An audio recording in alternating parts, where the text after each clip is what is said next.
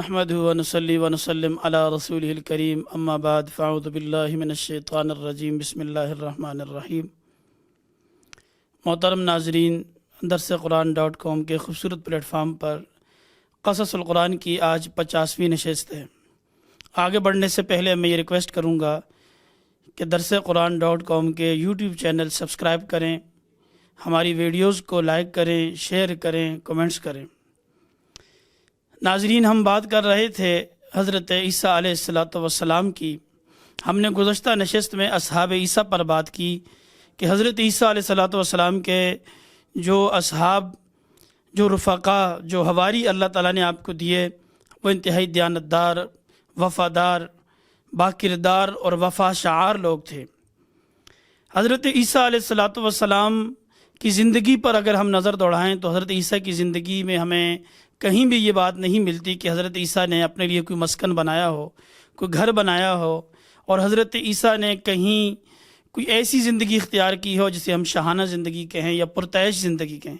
بلکہ حضرت مسیح علیہ السلام رات دن دعوت و تبلیغ کے لیے گلی کوچوں میں، محلوں میں، بستیوں میں، شہروں میں سفر پر رہے، یہاں تک کہ جہاں حضرت عیسیٰ علیہ السلام پہنچتے تو لوگوں کا ایک ہجوم ہوتا اور لوگ آپ کو اپنے لیے انتہائی باعث برکت سمجھتے، اور چونکہ اللہ تعالیٰ نے حضرت مسیح کو مختلف معجزات دے رکھے تھے تو شفا یابی کے لیے لوگ آپ کے ارد گرد جمع ہو جاتے۔ لوگ اتنے جمع ہوتے کہ دیکھنے والوں کو یوں لگتا کہ حضرت مسیح علیہ السلام جو ہے اس مملکت کے بادشاہ ہیں، کہ لوگ جو ہے ان کے ارد گرد ہمہ وقت ایک ہجوم کی کیفیت میں رہتے۔ لیکن ہمیشہ کی طرح جس طرح دیگر انبیاء علیہ الصلوات و تسلیمات نے جب اپنی دعوت پیش کی، جب وہ لوگوں میں گئے، عوام میں گئے، عوام کی طرف سے رجوع ہوا تو دشمنان دین کو یہ بات برداشت نہ ہوئی۔ یہاں بھی حضرت مسیح کے ارد گرد لوگوں کا جھمگھٹا دیکھ کر، لوگوں کا رجوع دیکھ کر یہود نے اسے برداشت نہ کیا، اور یہودی حضرت مسیح علیہ السلام کے دشمن ہو گئے اور سمجھنے لگے کہ حضرت مسیح کی یہ مقبولیت ہمارے دین کے لیے بھی، ہمارے لیے بھی باعث خطرہ ہے۔ بغض اور حسد کی آگ میں بھڑک کے اس وقت چونکہ یہودیوں کی حکومت انتہائی کمزور ترین حکومت تھی، ہیرودیس کی حکومت اپنے آباء و اجداد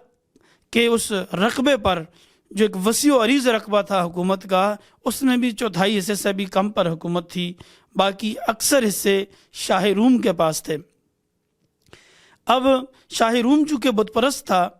لیکن یہودیت بھی بت پرستی کی طرف اس قدر مائل ہو چکی تھی کہ ان میں ان کا اپنا دین تو باقی نہیں تھا، تو ایک تحریف شدہ دین پر عمل کر رہے تھے، بت پرستی کے بہت قریب تھے، نہ ہی ان کی حکمرانی تھی صحیح معنوں میں باقی تھی، اور نہ ہی صحیح معنوں میں ان کا کوئی دین باقی تھا، لیکن بغض اور حسد کی آگ میں بھڑکنے لگے کہ حضرت مسیح کی یہ مقبولیت ان سے برداشت نہ ہوئی، تو انہوں نے اس کے لیے ایک چال چلی۔ وہ چال یہ تھی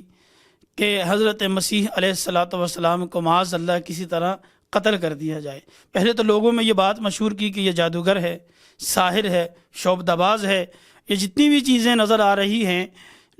کوڑے پن کا شفا یاب ہونا، اندھوں کو بینائی کا ملنا، مردوں کا زندہ ہونا، اور اپنے ہاتھ سے مٹی کے پرندے بنا کر اللہ کے حکم سے ان کو اڑا دینا، یہ ساری چیزیں شعبدہ بازی ہے، اور حضرت مسیح جادوگر ہیں۔ اس سے بھی بڑھ کر ان کے بڑے بڑے کاہنوں نے، نجومیوں نے، اور جو فقیہ ماہرین تھے اور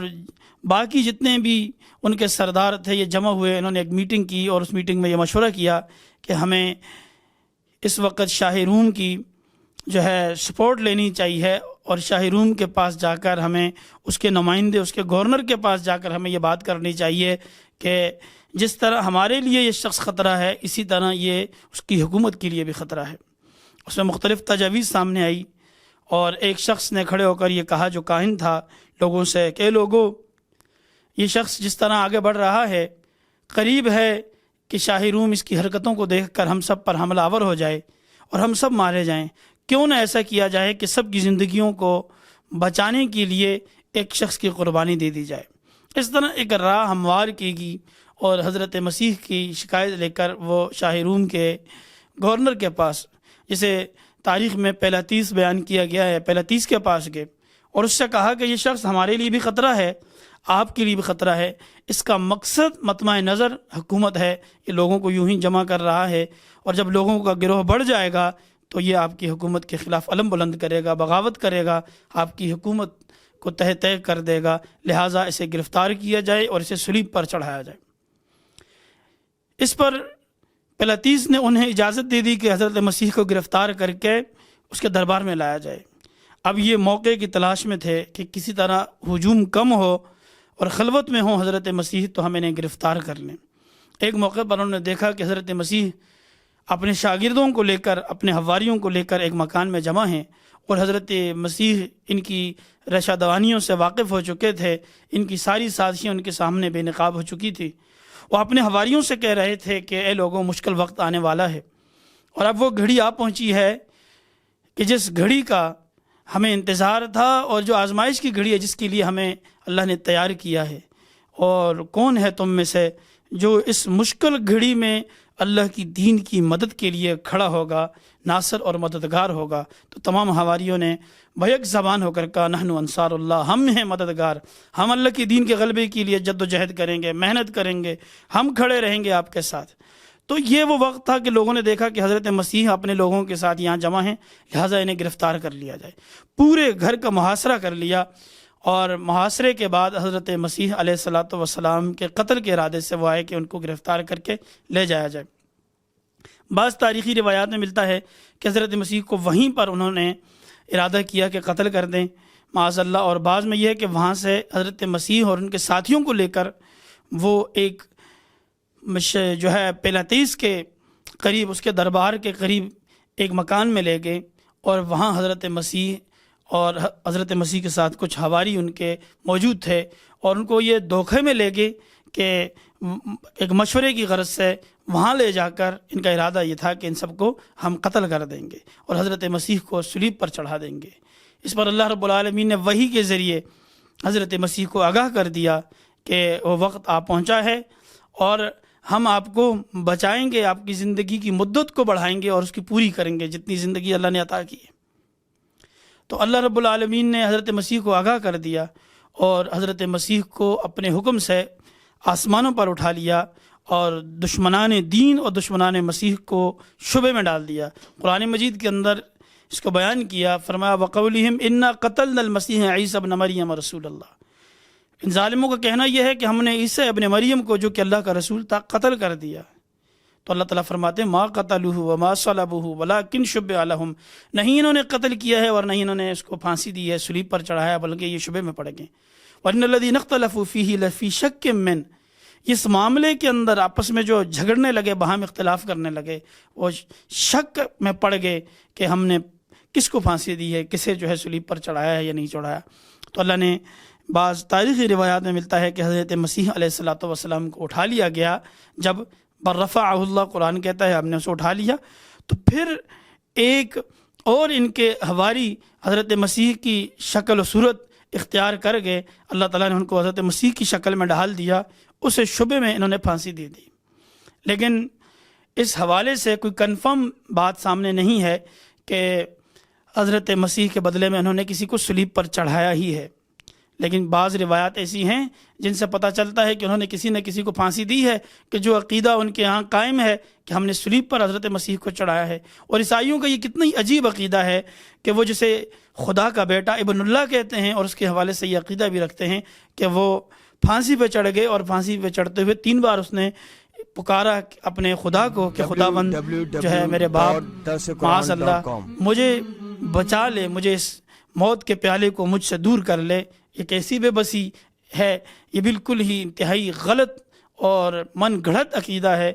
حضرت مسیح کی زندگی اس طرح کی نہیں ہے۔ قرآن مجید بالکل صاف اور واضح انداز میں بیان کرتا ہے کہ حضرت مسیح کو اللہ نے آسمانوں پر اٹھا لیا، یہ ہمارا عقیدہ ہے۔ حضرت جابر رضی اللہ تعالیٰ عنہ کی روایت موجود ہے کہ حضرت مسیح کو آسمانوں پر ہیں، اور انشاءاللہ العزیز آخری زمانے میں حضرت مسیح کا نزول ہوگا، اور وہ تشریف لائیں گے۔ مسلمانوں کے امیر ان سے کہیں گے کہ آپ نماز پڑھائیں، نماز کا وقت ہوگا، لیکن وہ کہیں گے کہ تم میں سے بعض کو بعض پر یہ فضیلت حاصل ہے کہ تم ایک دوسرے کی امامت کرو، اور آپ علیہ الصلوۃ والسلام حضرت مسیح حکومت کریں گے اور انتہائی عدل و انصاف پر مبنی حکومت ہوگی. صلیب کو توڑ دیں گے, خنزیر کو قتل کر دیں گے, دجال کا کام تمام کریں گے,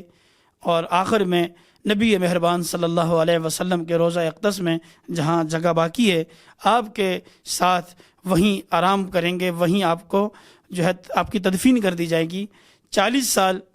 آپ حکومت کریں گے, شادی کریں گے, آپ کے بچے ہوں گے. اس طرح مسند احمد میں بھی کئی ساری روایات ملتی ہیں کہ آپ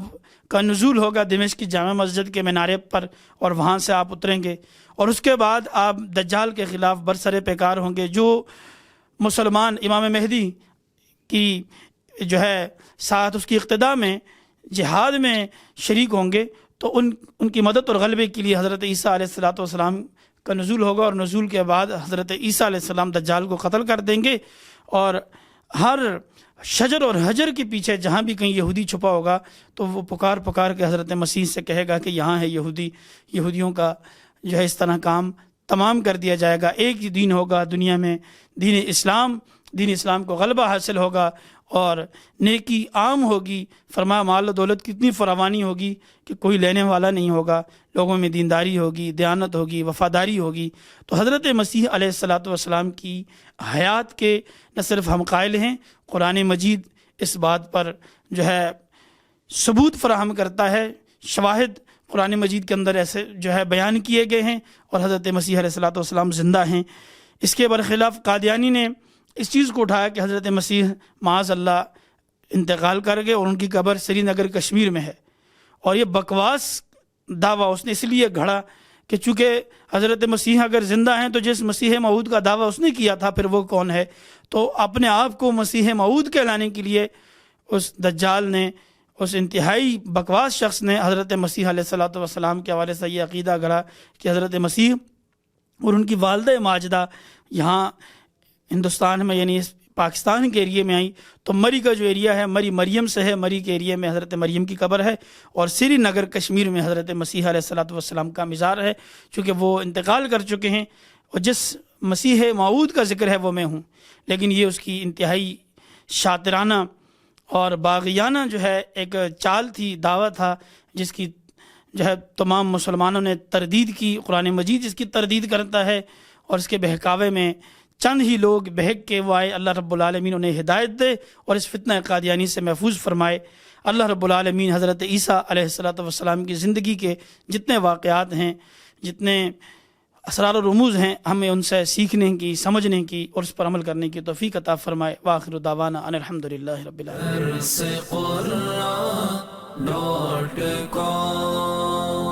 www.darsequran.com